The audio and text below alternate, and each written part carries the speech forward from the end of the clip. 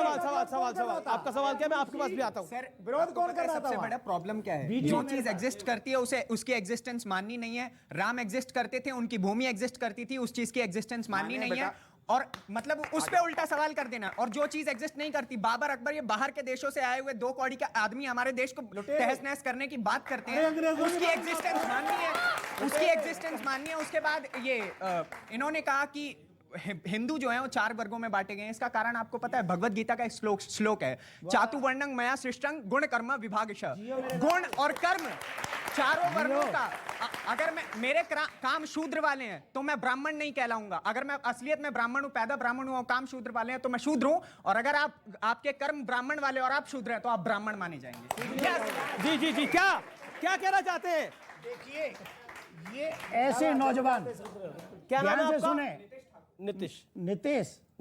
नीतीश ठाकुर। देखो युवाओं, सीखो, ये है भारत का भविष्य, जो मॉडर्न एजुकेशन के साथ साथ अपनी आध्यात्मिक एजुकेशन को, वो भी गीता को, वो भी सबसे पुरातन ग्रंथ के ज्ञान को साथ में लेके चलता है। ये लोग जो बांटते हैं ना कि ये उपवर्ग है, ये छोटे लोग हैं, ये बड़े लोग हैं, ये है गीता का ज्ञान, इसको कहते हैं वर्ण व्यवस्था। और फिर कहूंगा, सुनिए, अरे आप भी तो इसी से आते हैं। एक मिनट सुनिए ना, सुनिए। अरे आप छेड़ दिया है, अब सुनना पड़ेगा। अब सुनो, अब मेरी बात सुनो, सुनिए। नहीं परेशान नहीं, 2 महात्मा बैठे हैं, छेड़ दिया है आपने। अरे मौलाना, अरे हाथ जोड़, हम आपको भी पुजारी बनवा सकते हैं। बनने को आप तैयार तो हो? आप बनो, हम आपको पुजारी बनाते हैं, आप बनाइए। चोटी रखाओ, टोपी उतारो, चोटी। एक नहीं, मेरी बात सुनिए, करवा दीजिए। हम क्या कह रहे हैं? अनुराग जी ने पुजारी बनने की बात कही है। अनुराग जी पार्टी छोड़े, हम आज ही इनको पुजारी बनाएंगे, अभी बनाएंगे, अभी। पार्टी छोड़ो, पुजारी बनो, पार्टी छोड़ो, तैयार हो पुजारी बनने के लिए? अनुराग जी चलिए, आइए। अरे आइए ना, अरे पुजारी बनिए, पुजारी बना रहे। मैंने उनसे ठीक है, पुजारी बनना चाहिए ना। मैंने देवकीनंदन ठाकुर जी ने अभी अरे रुकिए, अभी आ जाइए, ले जाइए। अरे यही इस्तीफा करिए, अभी आ जाइए, इस्तीफा करिए सर, आइए। हाँ चलो, मैं तो ये कहाँ छेड़ दिया आपने? ना, मैंने तो प्रभु आपको बोला, आपको तो मैंने बोला नहीं आप आइए राजनीति ज्वाइन कर लीजिए। अरे मैं कह रहा हूँ आप बनिए ना, कर लीजिए, पुजारी की बात आइए राजनीति कर लीजिए। मैंने बोला दलित पुजारी बना दीजिए, तो आप मेरे ऊपर भाग गए। मेरी बात सुनिए, बनाने बोलिए, बनाएंगे, क्यों बांट बोलिए रहे हैं? बनाएंगे, बोलिए बनाएंगे, सुनिए, बोलिए बनाएंगे, ना बोल दीजिए बनाएंगे। सुनिए, पुजारी बनेगा, बोल दीजिए मंदिर का अनुराग इधर आ जाइए, अनुराग इधर आ जाइए। हमारे, मैंने कहा साधु की कोई जाति नहीं, फिर भी जो जन्म से कहीं ना कहीं दलित थे। 45 महामंडल सुने हैं, कान खोल के सुनिए, 45। सर बनवा दीजिए, हमारे के साथ बोल रहा हूँ, ऐसी बात कर रहे हैं। अनुराग जी, ऐसी बात क्या बात है? अयोध्या में सबरी के बेर। अरे भैया एक मिनट सुनो। मेरा सवाल यहाँ पे बैठे सभी से, आप सभी से, कि हमारे देश की स्थिति क्या इतनी बिगड़ गई है कि हम आज भी शिक्षा, रोजगार जैसी बातों के मुद्दे को हटाकर हम आज भी हिंदू और मुस्लिम की बातें कर रहे हैं। ये सिर्फ और सिर्फ एजेंडा है। हर 15-20 दिन बाद आप लोग ऐसी डिबेट लेकर आते हैं जिसमें हिंदू और मुस्लिम की बात होती है और जनता को भटकाया जाता है। अब रोजगार पे बात करेंगे, एक सेकंड। अनुराग रोजगार पे बात कर रहे हैं, बेरोजगारी पे बात कर रहे हैं। एक सेकंड, सारा कुछ आपको सबका भाव बता देता हूँ।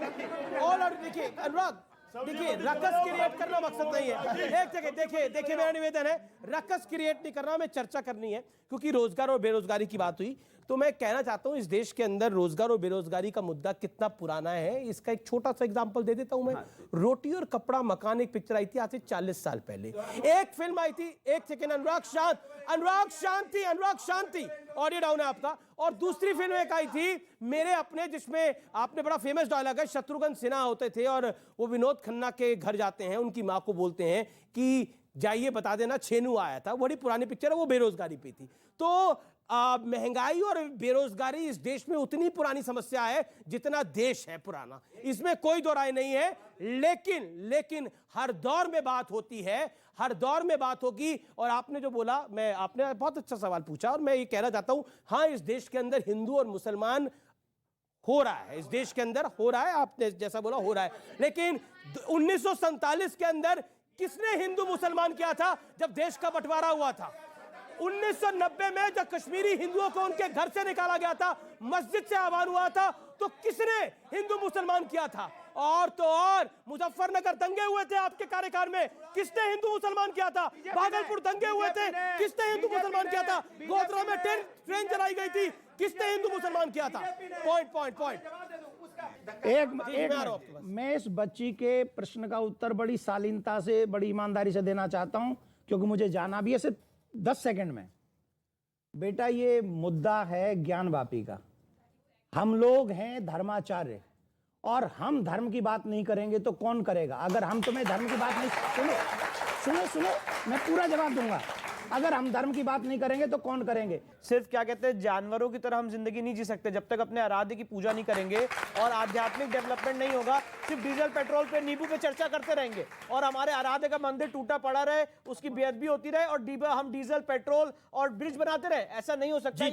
जय भगवान गोयल। प्रभु, हमारे जितने भी प्राचीन मंदिर हैं वो हमारी धरोहर हैं, वो हमारी आराध्य शक्ति हैं। वहां पुण्य मंदिर का निर्माण होगा तो हमारे देव जो हैं वो शक्ति देंगे। हमारा हिंदुस्तान हमारा विश्व गुरु बनेगा और पूरी दुनिया को जीने और चलने का रास्ता दिखाएगा। जी 30 सेकंड।